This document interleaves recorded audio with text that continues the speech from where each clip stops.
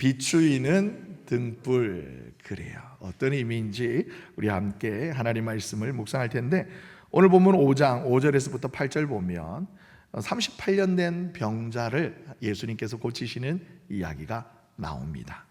그리고 이어진 9절에서 10절까지의 내용을 보게 되어지면 정말 치유받은 자리, 생명의 잔치가 열려 하였던 바로 그곳에서 오히려 기뻐하고 즐거워하기보다는 그날이 하필이면 안식일이었어요.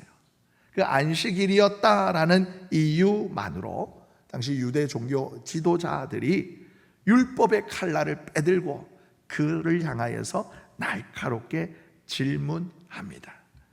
그리고 엎친 데 덮친 격으로 예수님께서는 내 아버지께서 이제도 일하시니 그 안식일에도 불구하고 하나님이 일하시는데 내가 어찌 쉬겠느냐라고 폭탄 같은 발언을 던지셔요. 유대인들이 내 눈에 뻔히 보이는 이 젊은 청년이 스스로를 하나님의 아들이다라고 말씀하니까 처음에는 안식일의 파기자, 안식일을 범하는 원흉으로 생각했다가 나중에는 감히 창조주 하나님을 아버지다 칭함으로 말미암아 신성모독하였다라고 해서 이 유대인들이 극도의 분노에 휩싸이게 됩니다. 오늘 본문 30절에서부터 시작되어진 이 말씀은 바로 이 예수 그리스도를 향한 많은 사람들의 적대감 어린 시선과 그리고 살기등등한 사리에 가득 찬 그런 시선들이 둘러싸인 마치 세상의 법정과도 같은 그 현장에서 오늘의 본문의 말씀이 진행이 되어져요. 사방에서 예수님을 향해서 거짓 선지자다라고 모욕합니다. 그리고 신성모독을 저지른 죄인이라고, 돌로 쳐 죽여도 마땅하다라고 사람들이 막 여기저기 소리칩니다. 하지만 율법에 따라 종교 재판을 하려면 적어도 2명의 이상의 증인이 있어야 합니다. 이 사람이 스스로를 하나님의 아들이라고 신성모독하였다라는 그 사실을 내가 보고 듣고 들었노라고 증언할 사람이 사실은 없은 바로 그때에, 하지만 그럼에도 불구하고 모든 사람이 예수님을 향해 네가 정말 하나님의 아들이면 증거를 대라라고 압박하고 있는 이 엄청난 위기 속에서 예수님께서는 자신을 십자가에 못 박으려고 하는 그 많은 사람들을 향해 그 누구도 반박할 수 없는 가장 확실하고도 권위 있는 하늘의 증인들을 차례차례 소환하시며 웅장한 자기 변론을 하고 계십니다. 예수님께서 이 사람들 앞에 먼저 하신 말씀은 어찌 보면 우리의 상식을 뒤짐도 없는 그런 말씀이에요. 31절에서부터 32절의 말씀을 보게 되어지면 뭐라 그러시냐면, 내가 만일 나를 위하여 증언하면 그 내 증언은 참되지 아니할 거라. 무슨 말씀이냐? 내가 스스로 나를 변론하면 어차피 너희들도 믿지 않을 거잖아 라고 말씀을 던지신 후에 뭐라 그러냐면, 나를 위하여 증언하시는 분이 따로 있다라는 거예요. 그리고 그 나를 위하여 증언하시는 그 증언을 참인 줄 너희도 깨닫게 될 거라는 거예요. 어떻게 보면 억울하죠. 오해로 말미암아 막 자기를 둘러싼 그런 압박 속에서 예수님은요, 사람의 인정이나 칭찬을 구하지 않습니다. 여러분, 누군가가 여러분에게 엉뚱한 오해를 한다고 해요. 내가 하지도 않은 일을 네가 했지라고 질문한다라면 넌 할 것을 자리에 펄쩍 뛰듯이 일어나가지고 아이고 나 그거 안 했다고, 나가 아니라고, 내가 아니라고 막 소리 높여서 스스로를 변론해요. 이것이 대부분의 사람들의 반응이에요. 인지상정입니다. 그런데 예수님은 그렇게 반응하지 않으셨어요. 우리의 기대, 우리의 상식을 넘어서는 말씀을 하시는 거예요. 오직 나를 보내신 아버지의 뜻에만 철저하게 엎드리십니다. 하나님이 나를 위하여서 변호하실 거야 라고, 하나님께서 나를 위하여 증언하실 거야 라고 사람들에게 말하고 있는 거예요. 요즘 시대를 향하여서 자기 PR의 시대라고 합니다. 스스로를 광고해야 돼요. 끊임없이 나를 포장할 뿐만 아니라 자신의 스펙을 쌓고 자신의 스펙을 알려야 합니다. 자신이 해왔던 그 능력 세상에 증명해야지만 살아남는다라고 가르칩니다. 그런데 이런 세상의 풍조가요, 우리 내면의 교만이라는 그 틈을 비집고 어디까지 들어왔느냐? 교회 안까지 들어와요. 그래서 남들이 내 헌신을 알아주지 않으면 섭섭해요. 조바심 냅니다. 사람들이 날 이걸 못 알아줄까 봐 화를 내요. 근데 사랑하는 성도 여러분, 오늘 우리 이 시간 우리에게 주신 하나님의 말씀으로 우리 앞에 서신 예수 그리스도를 믿음의 눈으로 바라보는 이 시간 되기를 예수님의 이름으로 축복합니다. 여러분, 우리 안에 있는 이 피곤하기 그지없는 자기 피아래 시대, 자기 증명의 이 강박을 예수님의 십자가 앞에 내려놓으시기를 축복합니다. 여러분, 세상이, 아니 심지어 교회가, 성도들이, 나아가 가족조차 나의 삶과 나의 헌신을, 하나님을 향한 내 사랑을 알아주지 못할 때가 있을 거예요. 분명히 있습니다. 하지만 심지어 거기뿐만 아니라 더 나가서 때로는 성급한 오해를 받을 수 있어요. 하나님을 사랑해서 내가 이처럼 헌신하는데 너만 그러냐고 다른 사람의 손가락질과 날카로운 말을 들을 수도 있습니다. 그런데 오늘 본문에 보면 우리 주님이 어떻게 자신에게 쏟아지는 그 날카로운 날선 말 앞에 반응하는지를 보고 듣고 배울 수 있기를 소망합니다. 만군의 하나님 여호와께서 친히 내 삶의 증인이 되어주신다. 따라해 보실까요? 하나님만 아시면 그걸로 충분합니다. 한번 따라서 쭉 한번 해보실까요? 하나님만 아신다면 그걸로 충분합니다. 억지로 내가 있어요 하지 않아도 우리 하나님의 그 인정만으로 만족할 수 있는 우리 예수님과 같은, 예수님을 닮아가는 우리 서람의 권속들 되시기를 예수님의 이름으로 축복합니다. 그런데 이 당시 유대인들이 빠졌던 함정이 있었습니다. 이에 대해 예수님께서 차근차근 말씀하셔요. 35절의 말씀을 우리 함께 읽겠습니다. 시작. 요한은 켜서 비추이는 등불이라. 너희가 한때 그 빛에 즐거이 있기를 원하였다. 요한이 커서 비추이는 게 아니라 요한이 켜가지고 비추는 등불이라고 말씀하십니다. 칭찬이지요? 칭찬이지요? 칭찬이에요. 마태복음 11장 11절과 누가복음 7장에도 보면 예수님께서 뭐라고 이 세례 요한에 대하여 말씀하시냐면 여자가 낳은 자 중에, 여러분 이 땅에 엄마 뱃속에 태어나지 않은 분이 있으십니까? 있어요? 없잖아요. 다 엄마 있으시잖아요. 엄마, 그러니까 엄마 뱃속에서 난 사람들 중에, 이 땅의 모든 사람들이라는 거예요. 모든 사람 중에 세례 요한보다 더 큰 이가 일어남이 없도다. 무슨 말이냐? 세례 요한이 가장 크다라는 거예요. 예수님께서 이 세례 요한을 가장 크게 인정해 주시는 말씀인 거예요. 그런데 이 세례 요한을 뭐라고 말씀하시냐면 켜서 불을 밝히는 등불이다라는 거예요. 여러분, 등불, 초롱불, 호롱불 켜보셨어요? 김재순 권사님 어릴 때 되게 등불 있으셨나 봐요. 저는 전등 세대입니다. 키면 불이 켜졌어요. 치치치 이렇게 하지 않았어요. 근데 여러분, 호롱불, 등불 다 켜보셨잖아요. 양쪽 켜보셨잖아요. 어떻게 빛을 내요? 먼저 심지가 있어요. 그리고 그 심지를 적시는 기름이 필요합니다. 그리고 누군가 그 심지에 칙 하고 불꽃을 갖다 대면은 거기에 서 있는 심지는 그 아래로부터 자신의 온 몸을 적셔 올라오는 그 기름에 의지하여 스스로를 새까맣게, 어떻게 보면 역설적으로 스스로를 새까맣게 태워 어둠을 밀어내는 불꽃을 발해요. 세례 요한이 이런 삶을 살았다는 거예요. 광야에서 메뚜기와 석청을 먹으며 화려한 비단 옷 입지 아니하고 거칠은 털옷을 입고 자신의 청춘과 생명, 심지어 목숨까지도 마치 제단에 바쳐진 기름처럼 남김없이 다 태워 주님 앞에 올려드렸어요. 왜 그랬을까요? 왜 그런 삶을 세례 요한은 살았을까요? 자신의 사명을 알았습니다. 나는 내가 스스로 빛이 아니다라는 거예요. 내가 주목을 받아야 되는 빛이 아님을 알았습니다. 그래서 자신을 불태워서 정말 참 빛으로 오신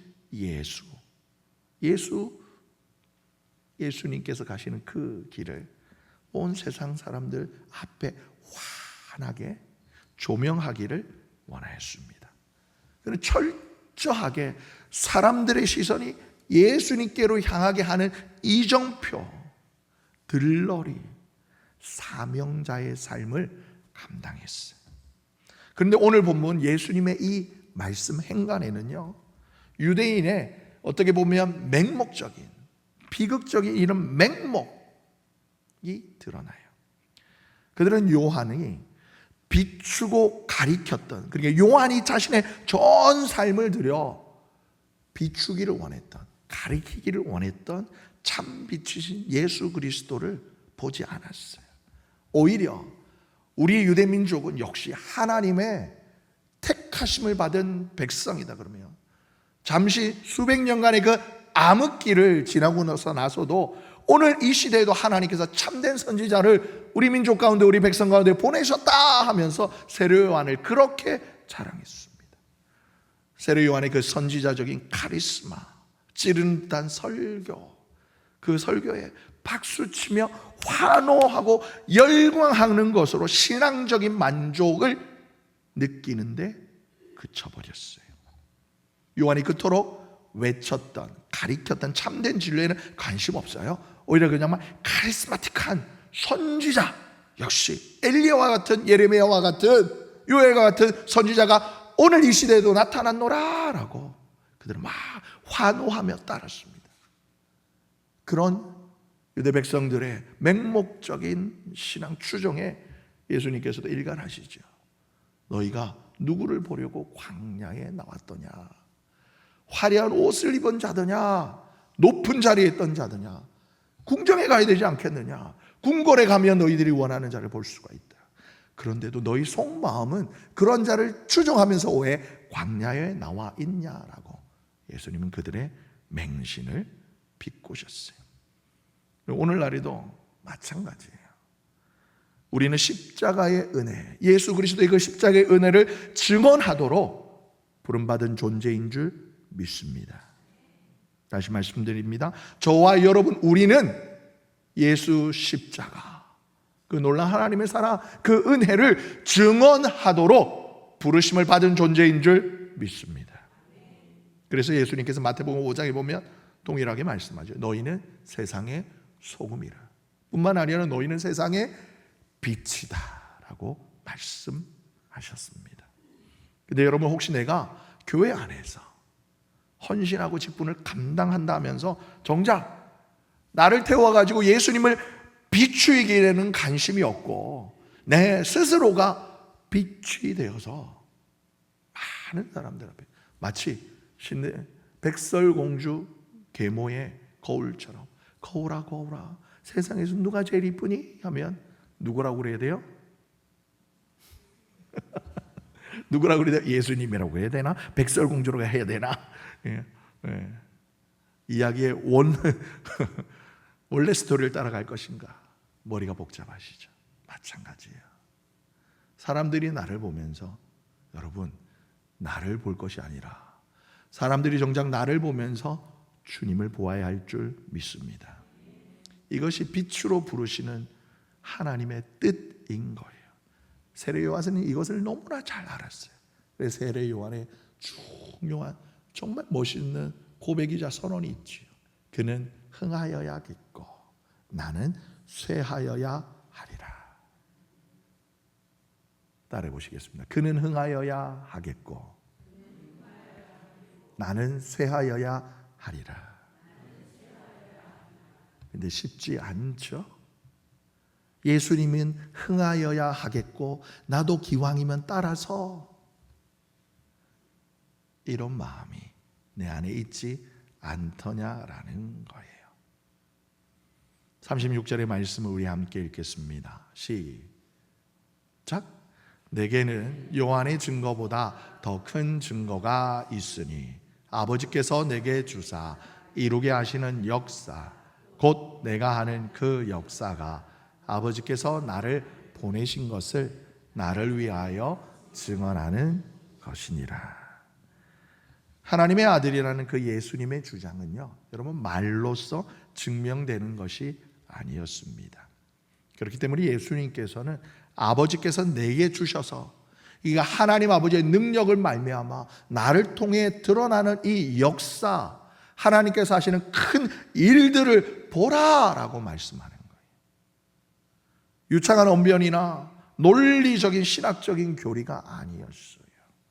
예수님께서 친히 갈릴리, 예루살렘, 유대, 사마리아 온 천지 사방을 바삐 다니시면서 만나시고 가르치실 뿐만이 아니라 만지사 치유하셨던, 행하셨던 그 놀라운 역사들이 바로 예수 그리스도께서 하나님의 아들이심을 가장 강력하게 증명하였던 거예요.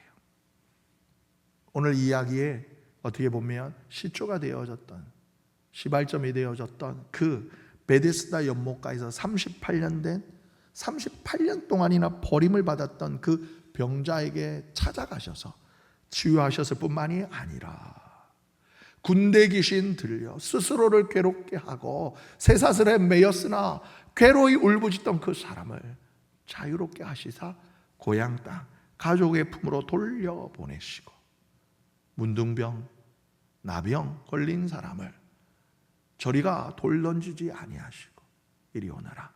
어떠느냐? 가서 너의 몸을 제사장에게 보여주라. 심지어 갈보리 십자가에서 물과 피를 다 쏟으시면서 우리의 죄값을 다 대속하신 그 숭고한 거룩한 삶의 역사가 바로 우리 성부 하나님께서 예수 그리스도를 독생성자 하나밖에 없는 아들로 보내신 증거가 되는 거였습니다.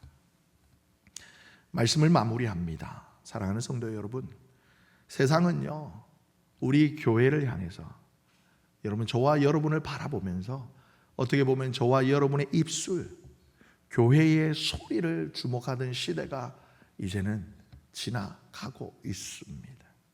거창한 신앙적 교리나 예수 천당 불신주 이런 시대가 가도 여러분 이 시대가 가고 또 새로운 한 시대가 온다 할지라도 변함없는 진리임이 분명합니다. 예수 천당 맞지요? 잠깐만요. 다시 묻습니다. 예수 믿으면 천당 맞습니까? 다른 이로서는 구원을 받을 만한 이름을 우리에게 주신 일이 없음이라고 성경은 분명하게 말씀하셨습니다. 오직 예수 이름에 여러분 저와 여러분의 구원이 있습니다. 그럼 달리 말하면 무엇입니까? 오직 예수 외에는 구원이 없는 거예요. 여러분 이것을 네 단어 4음절로 8음절로 말하면 예수 천당 불신 지옥이 맞아요. 그런데 우리가 이렇게 말하면 이미 세상은 귀를 막습니다. 귀를 꽉 틀어막고 오히려 혐오하는 시대가 되어져 버렸어요. 더 이상 교회의 말로서 저 교회 밖의 영혼을 구원하기가 어려운 시대가 되어졌습니다. 오히려 세상은 하지만 여전히 교회를 향하여 기대해요. 캄캄한 어둠 속에서도 예수쟁이라는 그리스도인이라는 등불들이 어떻게 자기 자신을 희생하며 타오르는지, 그리고 그로 말미암아 생겨난 그 불꽃들이 어떤 역사를 이루는지를 보기를 원하는 거예요. 그래서 그들의 기대가 여러분 저버리게 되어지면 교회를 향하여 날선 비판을 던지는 거예요. 여러분 말씀드렸습니다마는 사랑의 반대말은 뭐예요? 사랑이 그렇죠. 권사님 감사합니다. 무관심이에요. 여러분 마찬가지예요. 기대, 사랑하기 때문에 기대하는 거예요. 기대의 반대말을 마찬가지로 무관심이에요. 기대의 반대말 실망 아니에요. 무관심입니다. 여전히 세상은 교회를 기대합니다. 그래서 오늘 하나님께서는 우리에게 주신 이 말씀을 통하여서 예수님께서도 스스로를 말로서 증명하지 아니하시고 하나님께서 예수 그리스도의 그 삶을 통하여 나타내 보이셨던 그 놀라운 사랑의 역사, 그 역사가 나를 증언하노라 라고 말씀하셨을 뿐만 아니라 세례 요한을 보아라. 그는 펴서 비추이는 등불과도 같노라라고 예수님께서 인정하시고 칭찬하셨던 세례 요한의 삶과 같이 스스로 빛나는 것 같지만 아니에요. 오히려 들러리의 영성으로 내 이름과 내 자존심을 높임 받기보다는 내 이 모든 이기적인 욕망을 예수 십자가의 제단 위에 올려놓고 이 시간 하나님 성령의 불로 태워 주시옵소서. 기도할 수 있는 저와 여러분 되시기를 예수님의 이름으로 축복합니다. 여러분 2026년 우리 교회 표어가 여호와를 기뻐하라라는 거잖아요. 여러분 하나님을 기뻐하는 그 참된 기쁨은 어디에서 오는 걸까요?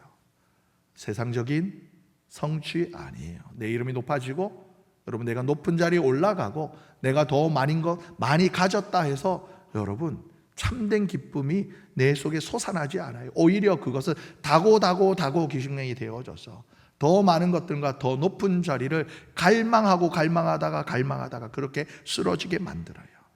내 영혼의 참된 기쁨은 오직 하나님 안에서 내 삶을 통하여 하나님께서 영광 받으실 때에 온 우주의 창조주이신 하나님께서 전지전능하신 하나님, 그 크신 하나님께서 이 작고 작은 나의 삶에 주목하고 계시고 뿐만 아니라 인도하시며 섭리하심을 깨닫게 될 때에 바로 성령의 조명하심으로, 성령의 감동하심으로 말미암아 여러분 내 마음 깊은 곳에서, 내 영혼 깊은 곳에서 우러나오는 기쁨을 누릴 수 있게 되는 겁니다. 사랑하는 우리 선함의 모든 권속들, 잠시 있다 없어질 그 세상의 헛된 기쁨이 아니라 오직 하나님께로부터 오는 영원하고도 참된 기쁨으로 하나님께서 우리에게 허락하신 우리의 삶, 그리고 우리의 가정에서 나아가 우리의 일터와 그리고 하나님께서 우리 교회를 향하여 기대하시는 이 구로구 궁동 지역과 인근에 있는 이 구로구 부천 지역을 아름답게 밝히는 빛의 삶으로 늘 나아가시기를 존귀하신 예수님의 이름으로 축복합니다.